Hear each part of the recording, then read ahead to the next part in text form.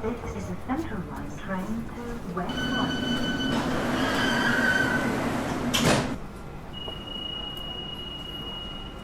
Ladies and gentlemen, there is a good service operating on all lines of the Exponential technology is changing the way we live, work, and play. But the human mind does not deal with exponential thinking very well. We are seemingly on the first step of a staircase that promises to carry us into an unknown future that many of us are simply not prepared for. So to understand the current state of the world's most powerful exponential technology, I have traveled to London Tech Week to meet up with some of the world's leading technologists and thought leaders to help you understand the implications of these technologies on your world. My name is Matt Brown, and this is The State of X.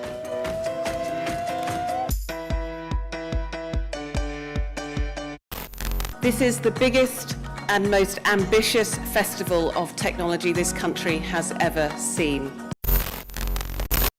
So I've been covering the blockchain and cryptocurrency space since 2016, and it's been quite the ride. You know, when the Bitcoin price reaches all-time high in December of 2017 at a staggering $19,000, I hosted a unique event called Crypto Trader, which at the time was the largest ever blockchain crypto event ever held in Africa. It was streamed to 52 countries around the world with CNBC Africa.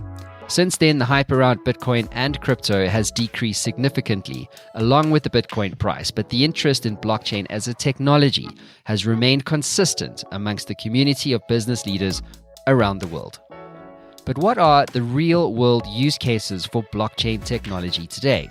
In this episode, we take an in-depth look at the possibilities with Vivek Zarkadi, the head of BI Analytics and Data Warehousing at Reliance General Insurance. Okay, so Vivek, welcome to the show. Why don't you give us the headline? Who are you and what do you do? Yeah, I'm Vivek Zarkadi. I come from Reliance General Insurance all over the India to London. I like to discuss the challenges, the use cases of our industry and our country for the blockchain, as well as what exactly Reliance General Insurance. Basically, it's self-explanatory. Reliance General Insurance is one of the biggest brand of Reliance in India. We are doing a lot of business, and to enhance our business, we are looking out the new technologies, which is of course AI, machine learning, RPA, and of course we don't like to get away from blockchain. Yeah, so blockchain is a new technology which we are looking out, and you know that data is the new fuel, and we like to use this new fuel in a better way now. Okay, so demystify the state of X as it relates to blockchain. What is the current state of blockchain today? There was a big run when the Bitcoin price kind of flew up and everyone was trying to trade and get rich in this new kind of gold rush, or this digital cryptocurrency gold rush.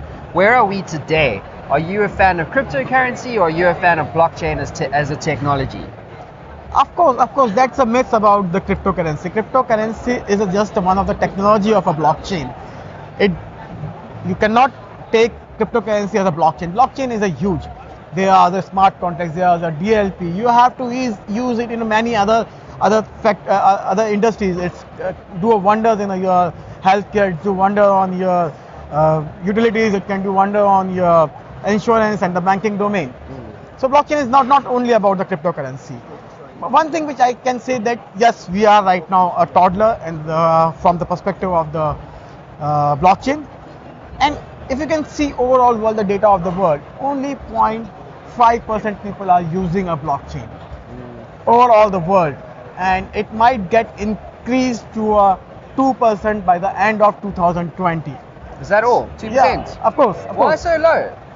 It's exponential technology. Surely it should be adopted faster?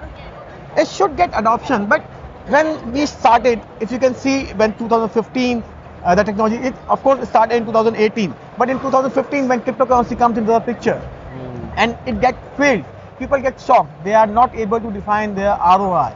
And when last year 2018 people realized that cryptocurrency is not only about the blockchain, blockchain is much better than this.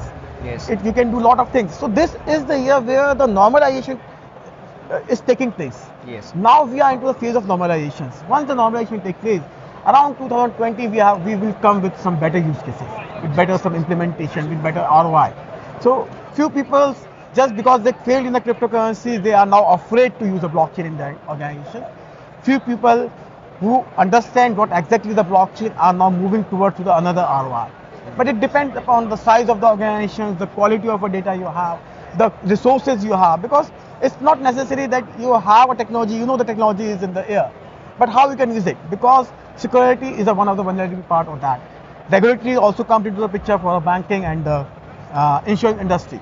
Other than that, data accuracy, data security, these are the factors, and getting the right resource. Yes. These are all the biggest challenge which we are facing, and everybody is facing in the world. Not only we, everybody is facing in the world, and getting all this on a one place, and then cooperation with some other industries like banking. Banking is a very corporate and united place where all the bank people are coming and doing something on the market. But still in the insurance we are struggling. Yes. Let's talk about insurance specifically. What are some of the use cases? Because you in insurance specifically, obviously coming from Reliance Insurance, so. Because it is interesting, there's always this talk about the promise of blockchain as a technology, the promise of cryptocurrencies and the tokenization of the internet, smart contracts, and this revolution in all kinds of businesses and all kinds of industries, but we've yet to really see that manifest. Do you know what I mean? It was like there was so much hype, and then it's just all kind of become really kind of, I don't know, what's the word, just kind of like still compared to where it was. So in your expert opinion, let's talk use cases. And what about insurance? What are some of the use cases that you guys see? Of course. When I talk about the insurance, DLP comes into the picture. And when I say DLP, it's a smart contract. So I can just mention the three use cases right now. One is the client onboarding, one is the underwriting process, and third thing is the claim settlement. Okay, good. So these three are there are many use cases there, but these three right now is the biggest challenges for us as into the industry, and we are like to focus on this with the new blockchain technology. So smart contracts helping you in the underwriting, where you are basically underwriting is a job where underwriter define the cost of the policy and the risk of the damage. So it's a very critical process. It takes sometimes 6 months, it takes sometimes year also. So with the help of smart contracts and with the DLP technology, you can easily do it in a single day, where all the information from all the products you have in a single place, and you can design the product, design the underwriting on the basis of that. And you can automate a lot of that process, right? Of course you can automate, and the trust factor would definitely get increased from that, because people now trust your product, trust the settlement process, also trust the how much amount you will get and what should be the price for the particular product. Might be sometimes your price for the product is high, but the coverage is lesser on that. So blockchain can compare the all over the products all over the world, and then give the perfect pricing for the particular product. So it will help underwriters to follow pricing of the policies. Claim settlement is another big thing, where a lot of frauds also happen. So when the data has come from a blockchain using a DLP, the fraud gets minimized from this. I can say it can go to 0%, and 50% of our revenue goes onto the fraud claimants. So that is the amount which you will get recovered from that. And the process for the claim settlement takes around 1 month. With blockchain, you can settle it in a single day. So how many resources, how many amount of the revenue you can save it from that, it's amazing. Again, the third process is a client onboarding, which is know your customer, KYC. With the information available on a blockchain, you can do KYC on a real-time basis. So that is the one thing you can do a lot of things, and that is a use cases and successful in India, which we are right now implementing in our organization. Vivek, tell us, what in your view, if you're talking to the CEO of a bank in Africa, okay, obviously blockchain being really relevant for financial services, specifically with Satoshi's white paper, etc. What is your one piece of advice to that CEO who is looking at the blockchains as a technology and also the sector more broadly around that with a little bit of distrust? What's your words of advice there? For banking people, I can say that right now is a good time to concentrate to stop the frauds.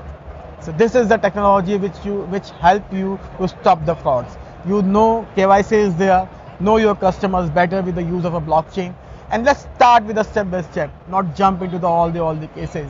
Let's start with this, use blockchain into the fraud minimization and minimize the fraud cases. You can, of course, 20-25% of revenue you can save from that. So that will be the cost center for you. Another thing, you can minimize the KYC using a blockchain. And few things, if you can see, the smart contracts and DLP is a tried and tested technology. You can anytime you can trust on this technology. So go with that initially, and then let's see how the 2020 brings it to you. And Vivek, tell us, what are your thoughts on data sovereignty? So as a bank, I don't want my customer data sitting on a blockchain, ledger sitting in India or in Kazakhstan, and then maybe some in Kenya. I want my customer data sovereign to our business. What's your words of wisdom there? What lessons can you share when it comes to data sovereignty, right? Take KYC, for instance, and the blockchain. Exactly, there are some flaws, and there are, of course, you said rightly that data security is a major part coming into the picture when data is on the cloud. But they're the same thing if you store the data in the cloud or you store the data in a blockchain, because there are chances people can store your data from the cloud also. And I have heard about that there on the cloud they have a 64 security checks. Same thing, we have many checks on the blockchain also. And after breaching 64 security checks, if any person can take your data, then I think definitely he belongs to that data. That data belongs to him. We must appreciate that person who hacked that data. So again, that's on the lighter side. But of course, there are flaws, and to flaws, there another technology comes, hackathon. So these technology is used to close the gaps between the blockchain.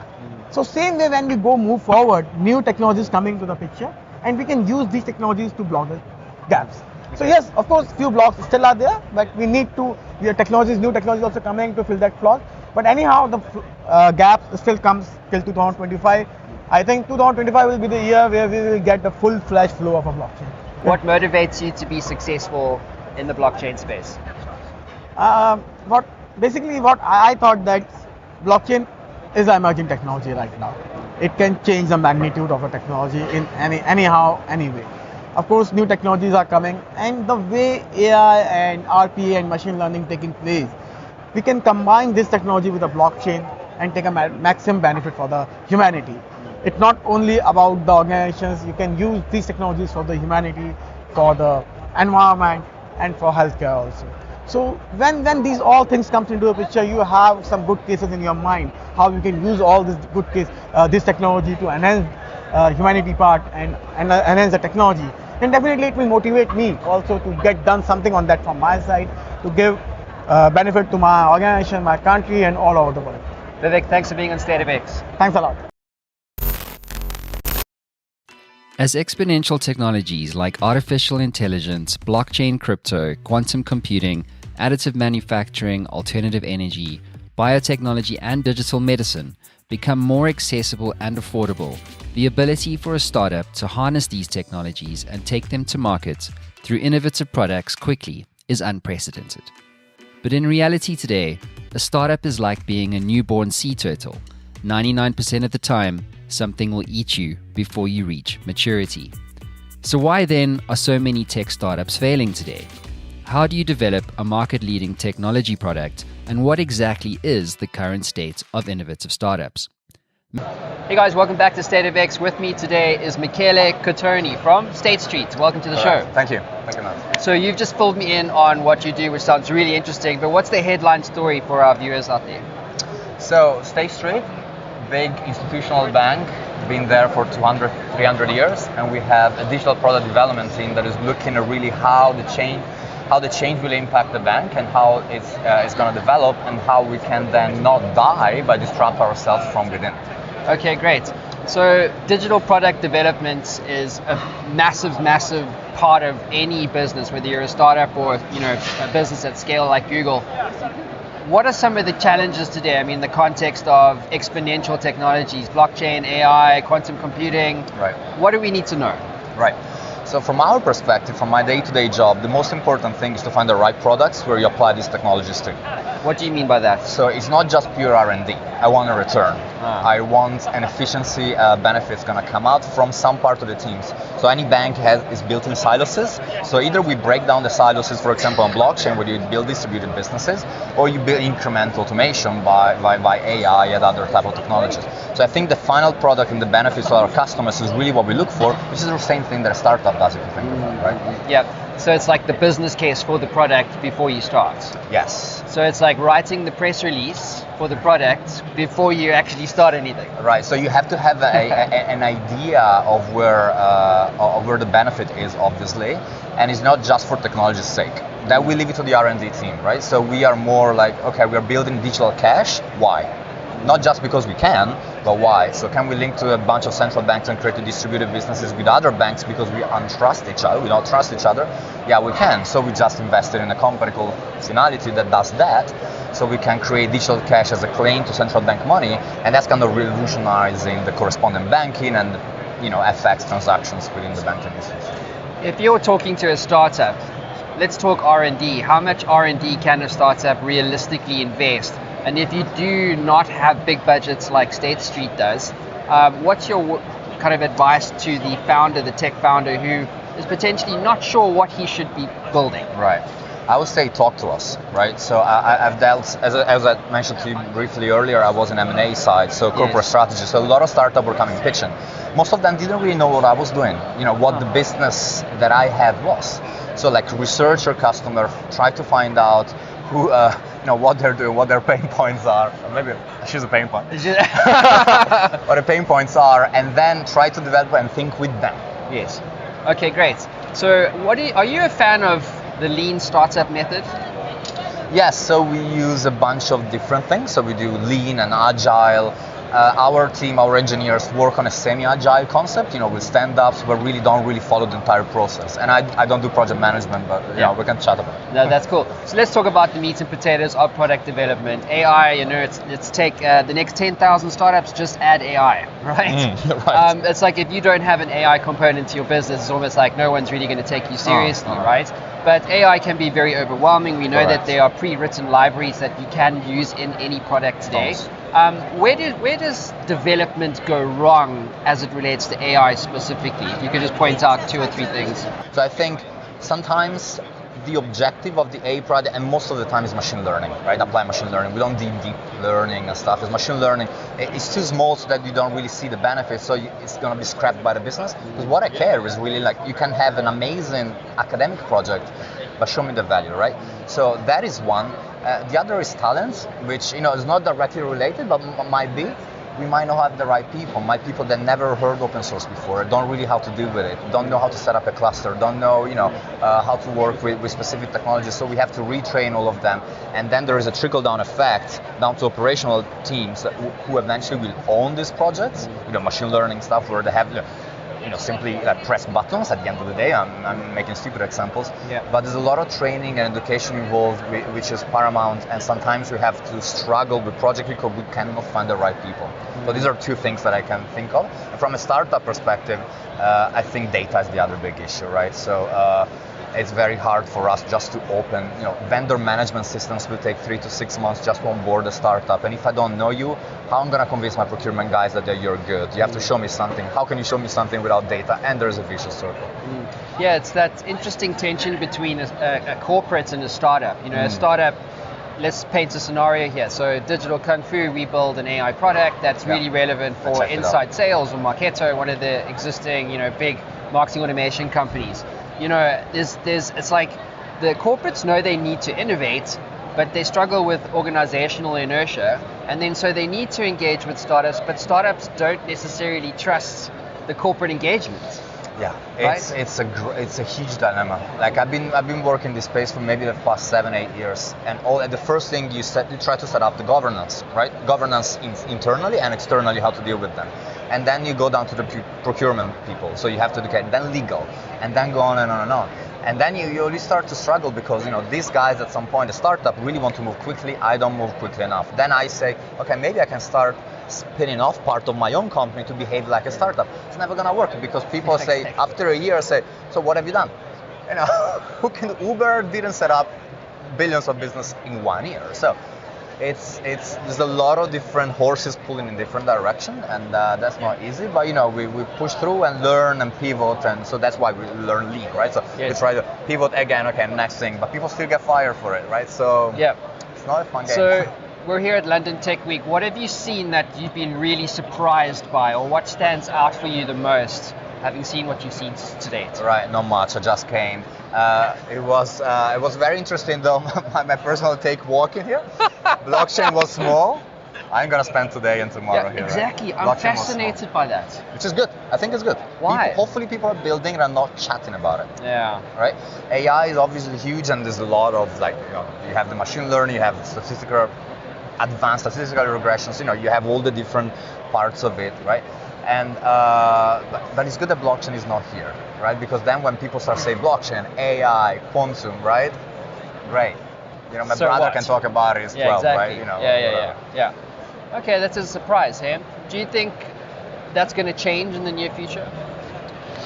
So blockchain was massive in conferences past few years. I know in South Africa a lot happened there as well. What's it called? Straight, the Straight, CSD, Monica Singer. I know Monica well, yeah. Right, all those Oh, guys. we got the same friends. Yeah, we know. Oh, there you Tanya go. Knowles. Tanya and Knowles. those guys. Okay, Yeah, we cool, know. amazing. Yeah. So they did a lot of interesting stuff. But now there is, all over the world the Bitcoin is still coming back up, Yes. right? Bitcoin never died. Yeah. Blockchain for banks as an internal implementation of blockchain did not really make sense, so those projects are dying. I think Forrester predicted 90% of these DLT, distributed ledger projects, are going to die out. Really? Specifically in financial services? For banking, correct. For banking specifically. Because you have a set of criteria that you need for a blockchain use case, and most people didn't really care about it.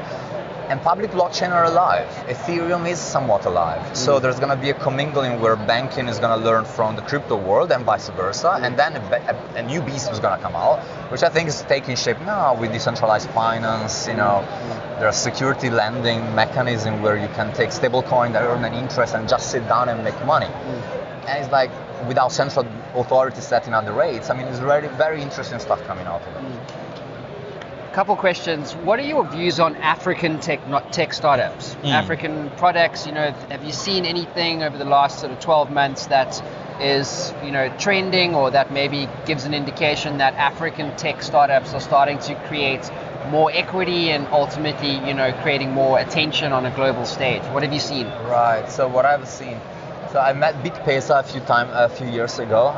They were working on Bitcoin for remittances. I've heard a lot coming out from Kenya and South Africa specifically. I wouldn't mention the names. What I've seen though is I used to work at the London Stock Exchange Group. There were a lot of companies coming in and started raising funds here because then maybe it's an easier environment, and then take the money back and build that. So I think there is a little bit of a trend of a bit more visibility of these guys. Obviously, my remit in my work, my remit is very limited to blockchain, so my exposure is probably less. But I hope to see more. I was born in Africa myself. I hope to see more. Really? Where were you born? In Burundi. Oh wow! Yeah. Incredible. Random country. So, do you think the international community takes African tech startups seriously enough? And if not, why? Very good question. So I think language skills helps a lot compared to Latin America, compared to Southern Europe like us, right? Where Italian, for example, struggle to come to London. So there's a lot of education issues. African, with most countries being native English, that helps a lot. I think there is, there is somewhat still of the companies from Kenya, like what do they know? What do they work on? That's it. What's the institutional environment there? It will never be like what we see here, but it happens everywhere, right? A company coming from the Philippines might be the best company ever, but they never had the institutional environment or the banking institution that London or San Francisco had, right? Okay, last question for you. Why do you do what you do? What gets you out of bed in the morning? Oh, good question. Rock climbing. Hopefully, at the end of the day, I go rock climbing. I hope making an impact, right? So hoping to have a product that come out and that will improve not only on efficiency, because eventually I don't really care how efficient my bank is. I mean, yes, it's my bank, I own stocks, but really I want to make an impact on how people transact, how people deal with things, and make things easier, and eventually making capital markets more liquid, because a lot of these things will open up liquidity buckets that are now trapped. Hopefully that's what happens. Capital raising is an example of Africa. Hopefully with a lot of more globalization and blockchain world and ICOs and those things, this liquidity will come up and will be redistributed in a slightly fairer way. Amazing. Michaelis, thanks for being on State of Thank X. you, man. Cheers. I recently came across an article in the UK media which described how a man was accidentally circumcised after a hospital mistakenly carried out the wrong procedure. The patient was supposed to have a cystoscopy, a procedure which examines inside the bladder using a thin camera. Unfortunately, the surgeons instead removed his foreskin after mixing up his medical notes with another patient who was meant to have a circumcision in September of 2018.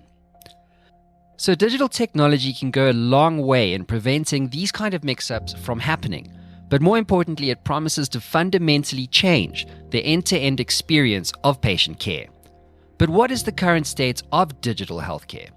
To get the answer, I reached out to Dr. Sam Shah, a clinician and director for digital development for the NHS in England.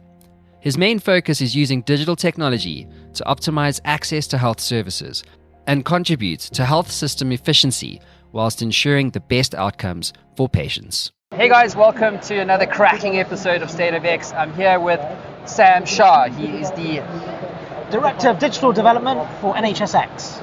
a very important man in the health space. That's all you need to know.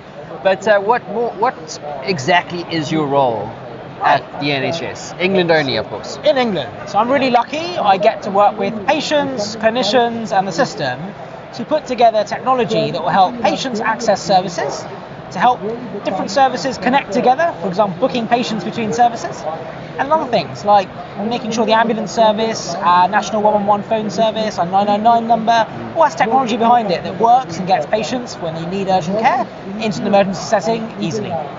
So what are some of the innovations that you're currently looking at implementing within a massive health network like the NHS in the UK? So I think innovation is a really difficult thing for us because we have lots of great ideas in every part of the system. I mean, imagine, we've got 1.8 million staff overall across the whole system, and we have more than 22,000 organisations. So we have a lot of ideas flowing. So everyone wants to do something innovative, and that's a good thing. But one of the challenges we do have in innovation is changing that innovation from being an idea to getting some adoption and then some scale. And the way we're tackling that is really working out what are the big problems we can solve, because we're not always the best at setting out the problem. Some of those things that we could do, and we're trying to focus on right now, is how do we do things like get the booking issue solved. So that's one of, I wouldn't say it's an innovation, but it's a technology program that we're trying to get into the system to help change the lives of patients. Other things that we're doing that might be innovative but aren't really innovations, other people here have already done them, is getting things into our telephony service to make it easier to identify patients. So if you were to phone up one of our services right now, you might have to repeat yourself and explain who you are and say it again. What if we can make that easier, that it's dealt with at the point at which you're phoning, the other person already knows who you are, and might even know a bit about you by that time. So those are things that we're trying to implement across an enterprise level. Know your patient. Right. Quite an important thing. I was reading on the BBC front page of the BBC News website the other day. There was a patient that was in the NHS and he was in for like some random procedure, but he actually got circumcised because there was a mix-up with his data and his patient records. Obviously not an ideal situation. And more broadly, I think though, you know, as technology kind of advances and these innovations that you talk about start to really manifest and get implemented within the NHS framework and system, what do you say would be kind of the key outcomes as it relates to patient care? Right. I mean, for us, first and foremost, is safety and the quality of the clinical outcome. That's the first thing. And if we think about technology in the health service, it's safety, security, and privacy. Those are the most important things. Once we deal with those things, everything else follows. Efficiency is the next thing that comes after that. But these are the important things for us as a system.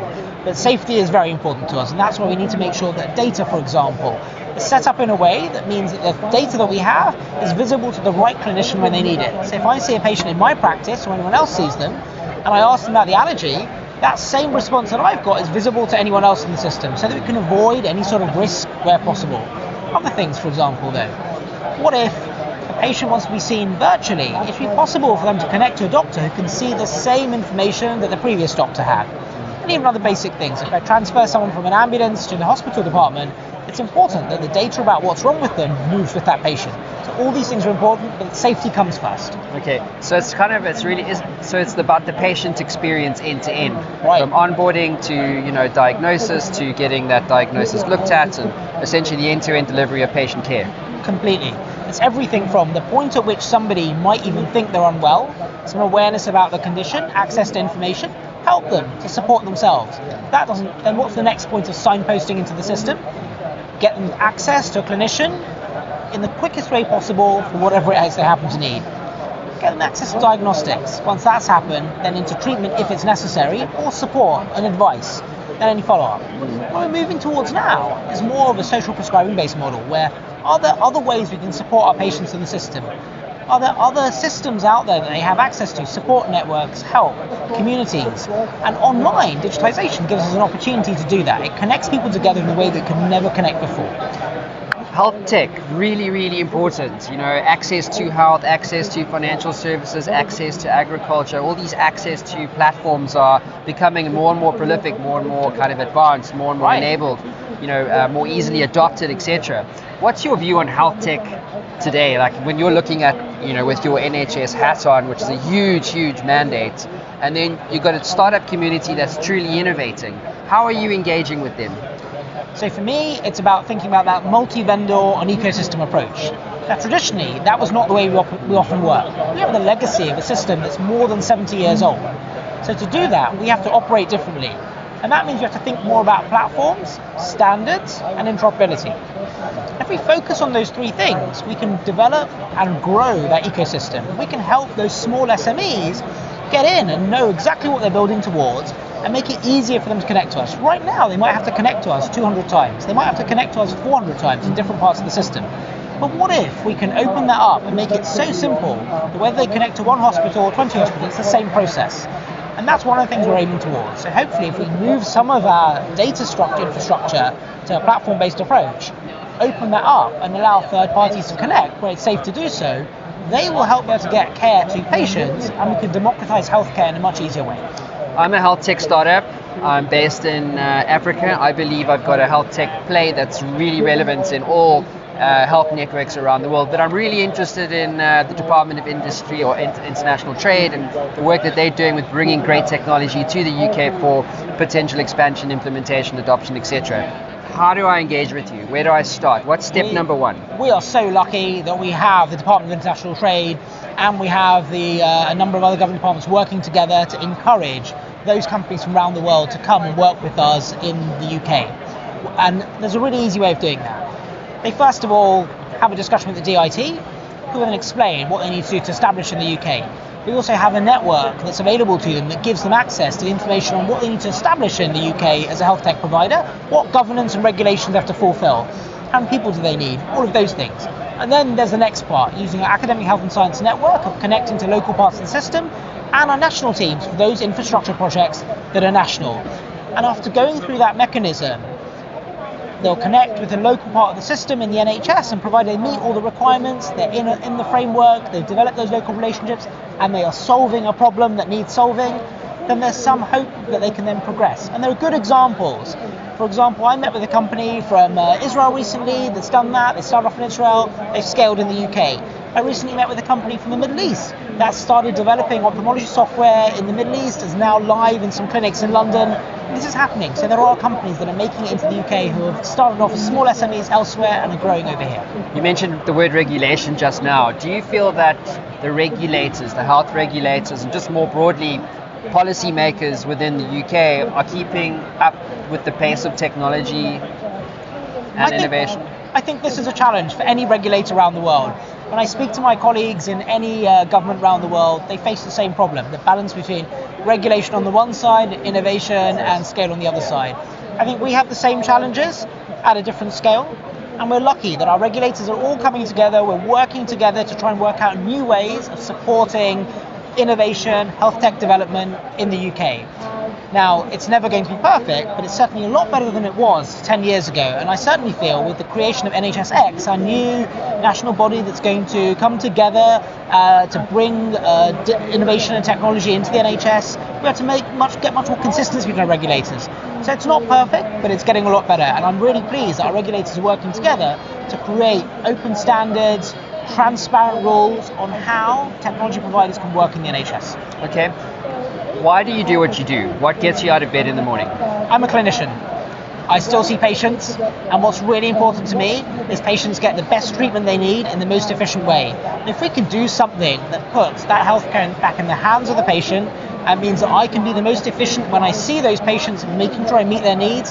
That's important. In a publicly funded system that we all face around the world, there will never be enough resource to meet all the needs of the patients out there. If we can do something that puts some of the control back into the patient's hands, empowers them to get the best out of healthcare, and allows us to make a difference, that's a good thing. Sam Shah, thanks for being on the show. Thank you very much. So, the definition of being innovative is having an original or new idea, but simply having an idea does not make you innovative, and it certainly doesn't give you the seal of brilliance just because no one else has thought of it.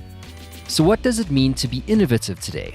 What is the state of innovation within the private and public sector? And what endless possibilities await us as we venture further into the development of the exponential technology around us today? In this episode of State of X, I speak to Johnny Voon, the innovation lead for the Internet of Things and distributed ledger technology within Innovate UK's digital economy team. Essentially, they are the innovation partner to the UK government. And I wanted to find out from Johnny how the UK government is working with innovative startups from Africa and around the world to solve the most pressing problems of the private and public sector today.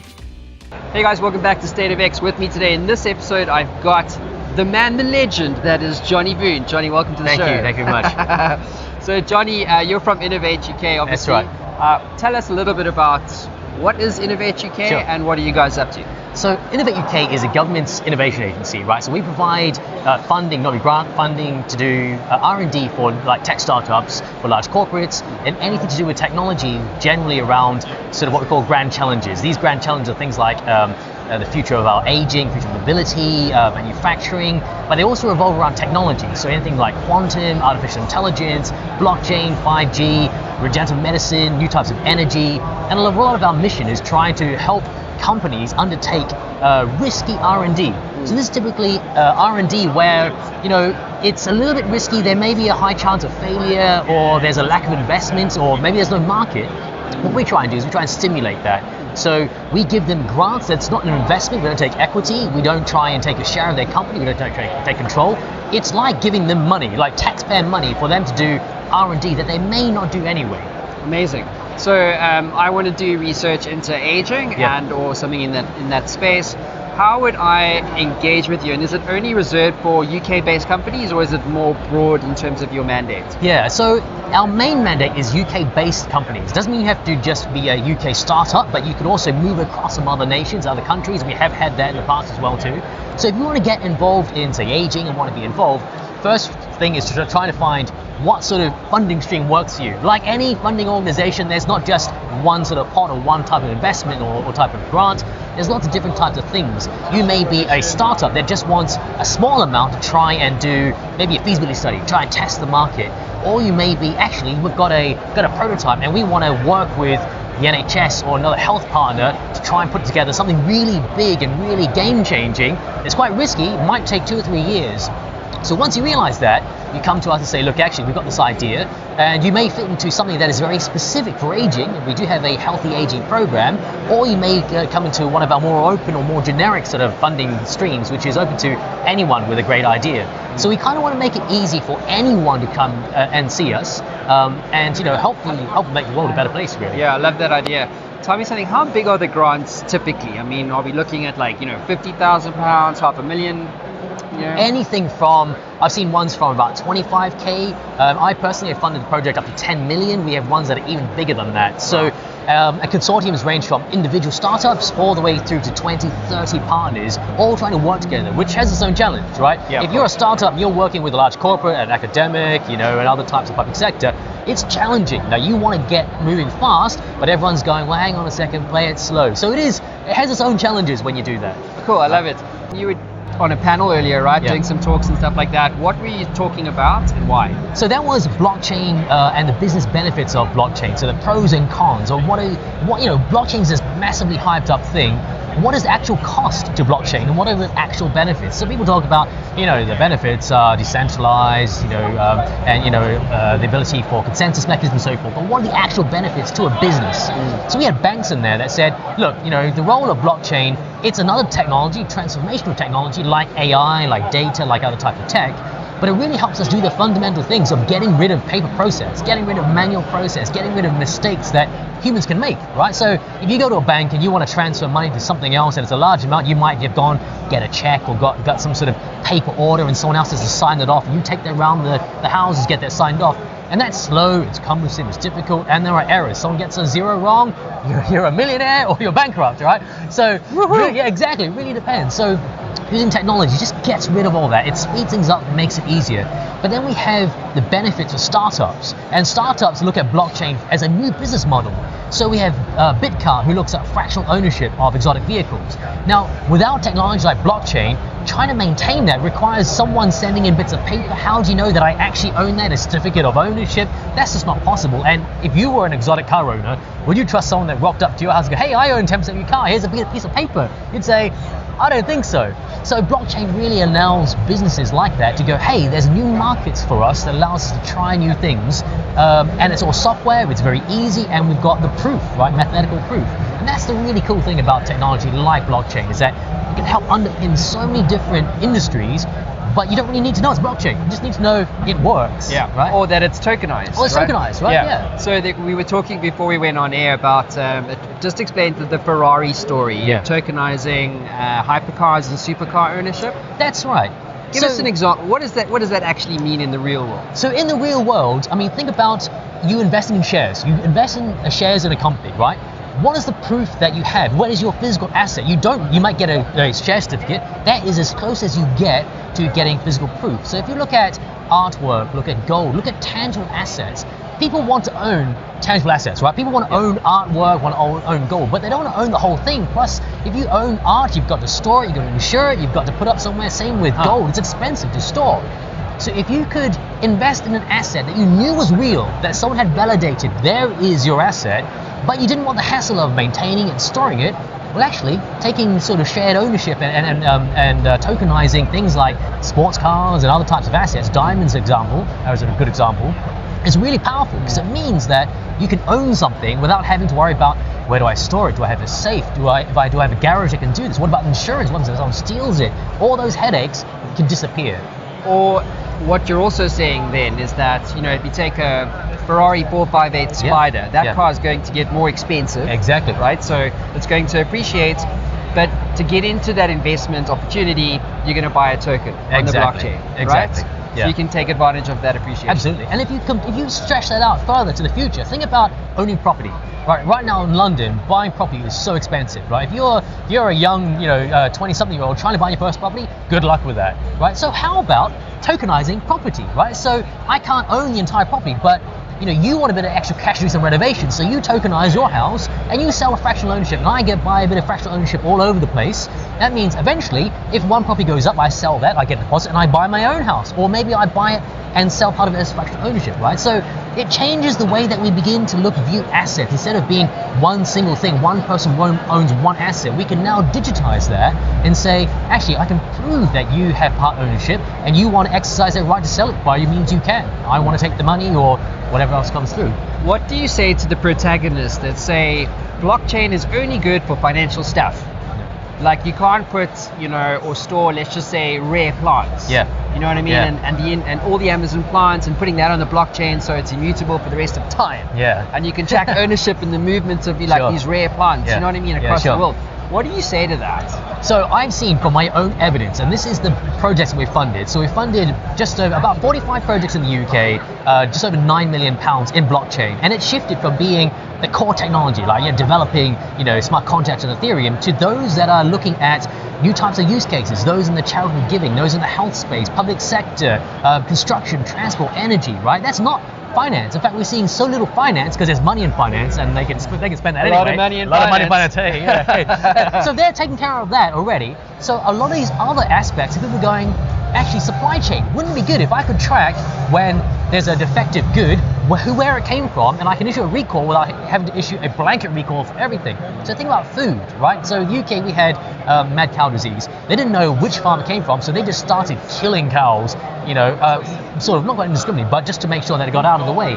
So imagine if you could trace down from that contaminated pack of meat all the way through to the farm, you could save that industry instantly, like save it straight away. So So it is possible. It is absolutely possible, right? And now the problem is, everyone's got their own little systems, right? Everyone has, a system for shopping. Everyone has a system for different supply chains. So the only way to do that right now is to do it by email, by paper, by fax, and that's just too slow, right? It's just What's that? Did you just say FAX? Yeah, exactly. I know. People still do that. I know. It's We have crazy. your fax. Give me your fax number. Yeah, exactly. So, Jason, I wanted to ask you just more broadly about Africa. You Sure. know, this obviously is, we're trying to paint a picture about African technology.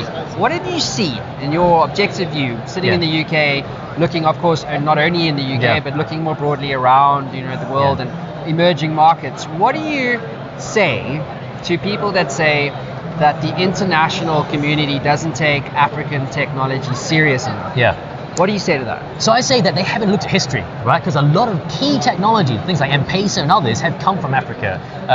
And as a market, it is unbelievably diverse, right? And so people talk about Europe market being quite diverse. It's really not, because we all are so harmonized in terms of regulation and everything else that once it sort of works in one, it sort of works in the other nations. The great thing with Africa is that you have to innovate. Right, you have to think on your feet. You can't say, oh, it's going to work in South Africa, therefore it'll work in Morocco, therefore it'll work in Kenya, therefore work. It doesn't, right? It has to work quite uniquely. And a lot of people see Africa as too difficult because there are so many innovators. And in fact, a lot of UK businesses are scared of going to Africa. Why though? Because they can't move as fast, right? It's actually a benefit to actually think that fast. We're so used to going, well, our development cycle is this long, and we've got a set market, and we've got incumbents, and this is how the way things are done. Yeah, everything's known. Everything's known, everything's sorted, and if not, there's always the European Commission to set the standards, right? So we have a set time frame when it comes to standards. So Africa, you've got to move a lot faster, and that's a perception by Europe and parts of the UK community that there is a strong market there. There is a population that, large numbers of population that are just crying out for innovation. And I funded some businesses, a lot of businesses actually, that have gone out to Africa as their key market, things around renewable energy, because sort of smart grids and sort of localized grids have so much more potential there than the established infrastructure that we have here. But it takes a lot of effort for British businesses to try and understand the market, because if you understand South Africa, it doesn't mean you understand, Ethiopia, or it doesn't mean you understand Somalia or other places like that, right? It's so different. Yeah. Tell me something, Jason, objectively and all cards on the table. What is your words of wisdom to African tech startups when it comes to engaging with the international community around the value that they're creating? And of course, as you just said, the international market being, quote unquote scared or, a little bit reluctant to deal with the unknowns of Africa. You know what I mean? Yeah. What is the best way to engage with the international community as an African tech startup? So the best way to engage is to create the key thing is messaging, right? Messaging that there is opportunity in Africa, that it's easy to work with people in Africa, and that you're not just African focused. So a lot of people say, well, but you're an African company, surely you just want to focus on Africa, and it doesn't work anywhere else, right? So try and show that you've got links to others, that you've told to others, that you understand each other nation's problems. So the problems we face in the UK are going to be different from what you face in Africa. Doesn't mean that technology doesn't work, right? Get away from talking about technology and talk about the problems that we share, that we face. And I think if those companies can get that messaging right, then everything else will start to fall into play. Yeah, I love what you said there about understanding what programs and initiatives are in place, for specific markets that you're interested in. We were at Lancaster House yesterday for this international reception thing, which was just for me personally as an entrepreneur coming from Africa, being in tech, etc. It was mind-blowing. Yeah. Like legitimately mind-blowing when you actually understand how easy it is to scale. Into any number of markets by simply understanding, like the Department of International Trade has this thing, right, and London Partners and Innovate UK, and understanding what you guys are all doing together to help move that ecosystem forward. But that you don't know what you don't know. Well, of course, and there's still a lot of UK businesses that still don't know that as well too. So they're coming to us going, we've never heard about Innovate UK before, really, because we funded thousands of companies, right? So it's incredible that even within ecosystems, there's still a lot of unknown, which is incredible. So part of our mission is to spread that. We do actually do a lot of international work as well too. We go out to try and find key partners, 3 partner countries that are similar to us. And one of the great things with Africa, especially things like South Africa, is that we both speak English, right? So drive on the same side of the road, hey! But small things like that make a big difference. If you're a business thinking, do I want to go to that country where the language barrier and culture barrier is too difficult, or do I go over here That's a big key thing for them, right? That's a big part of the decision. It's a great point. Jason, last question for you. Why do you do what you do? What gets you out of bed in the morning? I love what I do because it makes a difference, right? So I can see actual change taking place. So I funded some smart cities projects, and one of them finished in Manchester. And although people will never know that I played a part in helping shape their city, I know that there's 150,000, maybe 200,000 people in this area that are going to have their lives affected, going to be improved, it's going to make a difference. And that's incredible to see the change that you can affect now. One small drop that you take now in this ocean of tech is going to have huge ripples later on to people's lives. And yes, people won't really think about that. Think about Tim Berners-Lee, who created the internet, the World Wide Web back then, right? Yeah. When he created it, the change in people's lives it has now is incredible. So, that sort of feeling and that understanding is incredible, and that's what I live for. Johnny Boone, thanks for being on the show. You're welcome. Take care. Cool, bud. Thanks. 15 years ago, the area of King's Cross in the borough of Camden in London was a very different place to what it is today. At the time, the King's Cross area was an unsavory and even unsafe area to experience. Today, however, it is being billed as Europe's knowledge quarter. Walking through the streets of this area today, you can't help but wonder why. Why has this transformation taken place? After meeting with tech startups, entrepreneurs, and Argent, the property developers of the Knowledge Quarter, the consensus is overwhelmingly around one sentiment: the power of community. One of the most important examples of this idea is the poster child of community in the tech sector in Europe, is London Tech Week. 55,000 delegates and over 300 events in just 7 days, showcasing London's leading position as a global technology hub and ecosystem. To understand what goes into pulling off an event of this magnitude and to really get under the hood of the current state of this event, I spoke to Joanna Jones, Partnership Director of London Tech Week. Okay guys, welcome back to State of X. With me today is the incredible Joanna Jones from Informatech. How's it, Joanna? It's great, thank you very much. There's lots of energy around here and we've got so many people coming together to talk about great inspirational ideas. Okay, so tell us a little bit about your role. Hint, hint, nudge, nudge.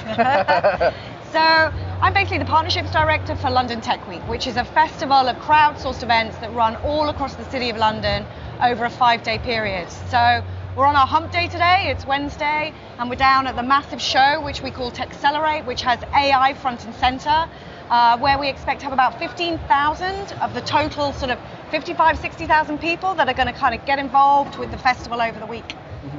So let's talk about partnerships. So what's really been striking for us, walking around Techcelerate just this morning is how open everything is. There's this very much kind of like an open collaboration principle or idea that underpins a lot of this.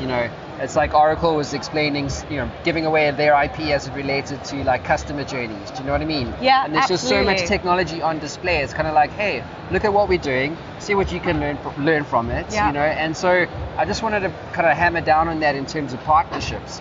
How do you procure a partnerships network like this with all these amazing brands? I think we're extraordinarily fortunate that the tech community, I believe, is a really unique place to be at the moment. I think everybody understands, the competitive landscape, but equally, everybody wants to come together to create incredible use case scenarios for creating good for, both society and business. We have a phenomenal relationship and partnership with both Microsoft and IBM, who commit to sort of a headliner status with us, which runs throughout the whole week.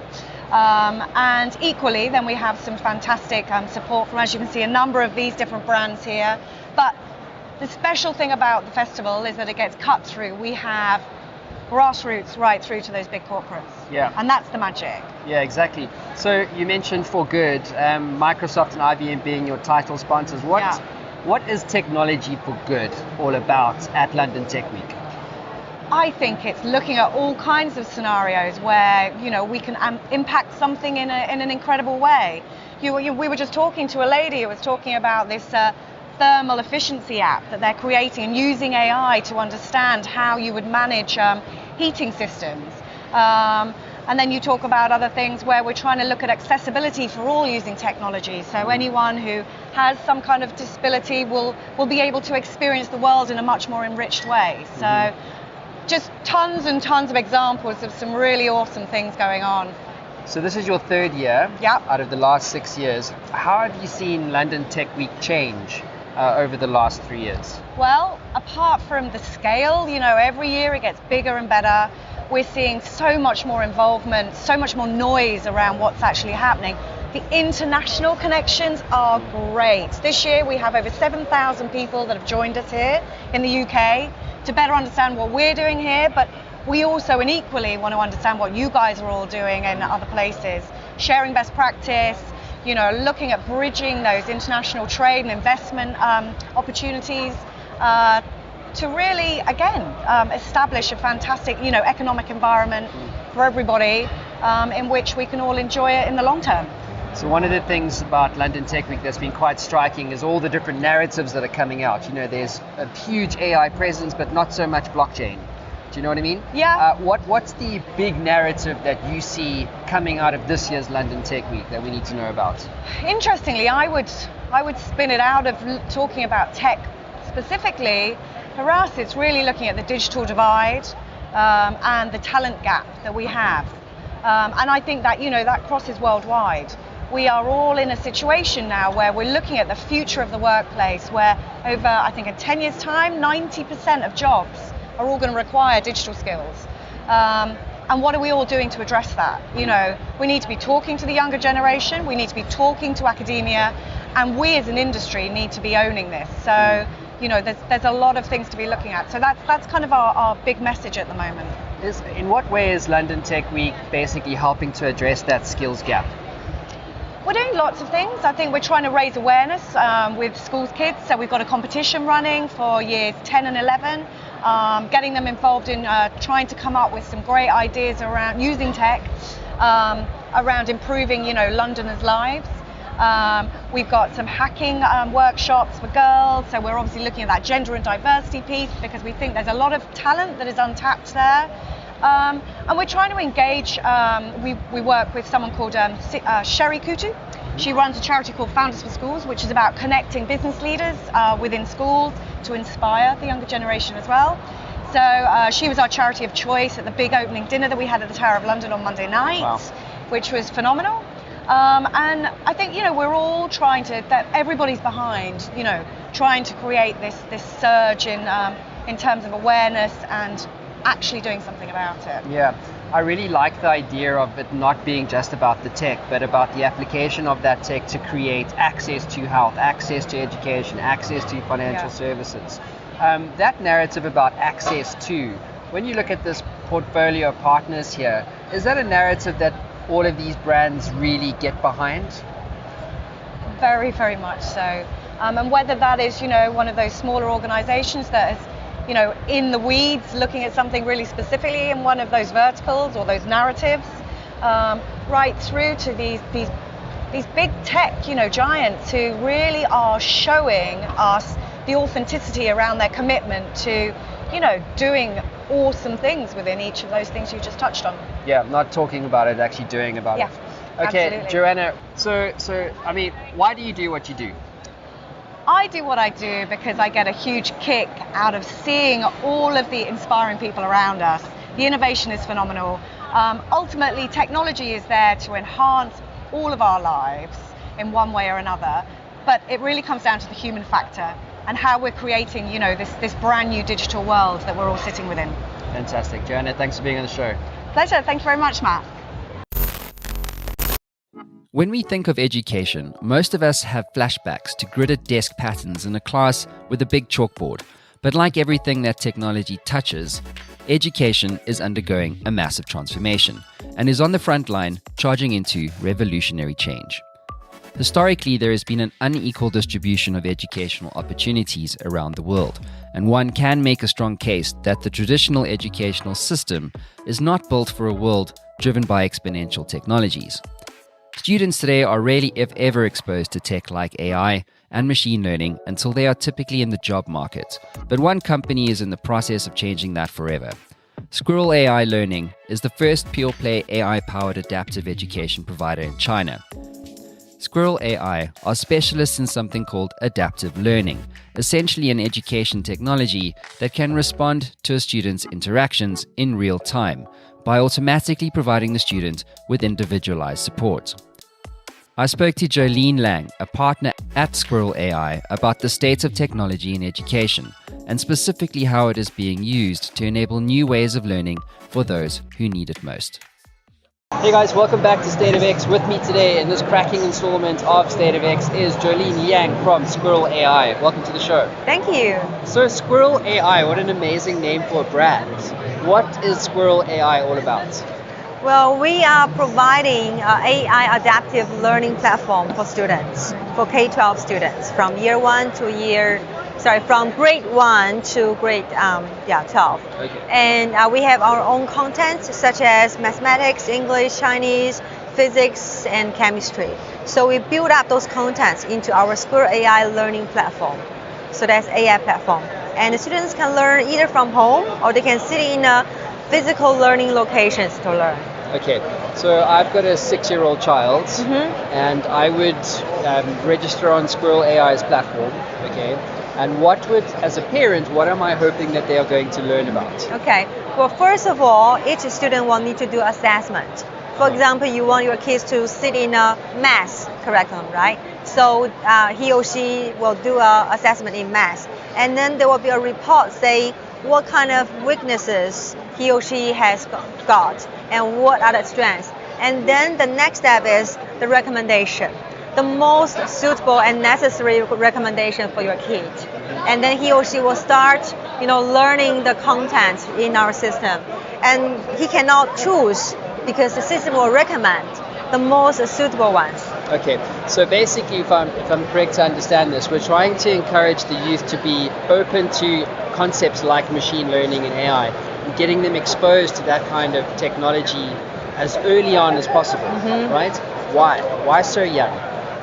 Well, just like when we were young, we didn't have computer, and later the kids were born with computer, and they cannot live without computer. And now it's the AI era, right? It's the AI world, and they have to learn how to use machine learning, deep learning, this kind of technology to be in that environment. Otherwise, they won't be ahead. Yeah. So, how do you de-risk the idea of artificial intelligence being a negative thing? You get that rhetoric and the narrative, AI robots are going to take over the workforce, my kids are never going to have jobs, What do you say to parents who have that kind of mindset as it relates to AI? Yeah, well, if you are afraid of something, you need to face it. And you need to be competent in that area. And you need to master the technology or the skills. And then you can control the world. Well, if you're afraid of them, you escape and you be negative, then you will just lose the control and you will be, lost in the whole world. So instead of being negative or be afraid, you need to open up and accept. And most of the people who feel it's going to be a dangerous thing is because they don't understand what is AI. They don't really know what AI exactly is. But for us, AI can help in our lives. But human beings will always be there because we are humans. For example, in our system, the human teachers are always there helping the students. But the roles have been changed. So they are less stressful for the teachers. They can emotionally help the students, encourage the students. So the teachers always be there. They won't lose their job. It's just they will change their job. The roles they will be changed. How do you explain something like machine learning to a child that's 6 years old? I think if we talk about machine learning for 6 years old kid, it's a little bit early. A little bit early. 10 years old. If you were to personify AI to a child, how would you do that? I think 10 to 12 will be all right. Okay. But before that, they need to be trained in other things like Scratch, programming, those kind of like languages in AI. But they didn't have to really do machine learning lessons until they are mature enough. Otherwise, you don't have any ideas what's talking about. They need to have some basis. So you're obviously based in Shanghai in China. And we're here in London Tech Week, right? So you're going to be doing a talk later. What do you hope to get out of London Tech Week? Well, I've been in London a few times and I gave speeches here in London. every time we receive really good feedback.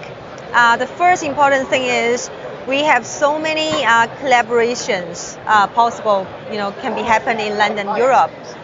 We had joint lab with Carnegie Mellon universities in US, and also we work with Stanford Research Institute. So we hope we can have collaboration with universities or scientists in London or Europe. Okay. So that's first thing, and we did receive really good feedback.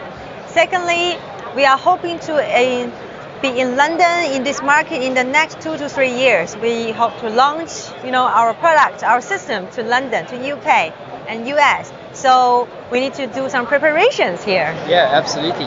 I love what you touched on just now around collaboration. It's certainly, when looking around London Tech Week here, Yeah. it's just you see everyone sharing ideas and Exactly. technology, and it's not behind closed doors. How important in education as it relates to things like machine learning and artificial intelligence, how important is collaboration? Well, because we don't have all the technology by ourselves. We did at the very beginning, and we had a platform, we had a structure built up already. But looking at the next 3 to 5 years, 5 to 10 years, what you're gonna do with your system? How you're gonna upgrade your system? What kind of content and technology will be built up into the system, and then you can provide higher quality of the products to the students, to the parents. So collaboration for us is for the future, for the near future. Okay. Jolene, last question for you. Why do you do what you do? Why does Squirrel exist? We have the passion in education. I was an entrepreneur before I joined Squirrel AI Learning. So money is not a big issue for me, for the family. We really want to do something. And unequal education is a really big issue in China and all around the world. I have kids, I have 2 kids. And I hope that by Squirrel AI, by AI technology, we can help more kids to get better quality of the education. So that's our mission. Jolene, great Thank you, to hear Matt. your story. Thanks for Thank being on the you. show. Thank you.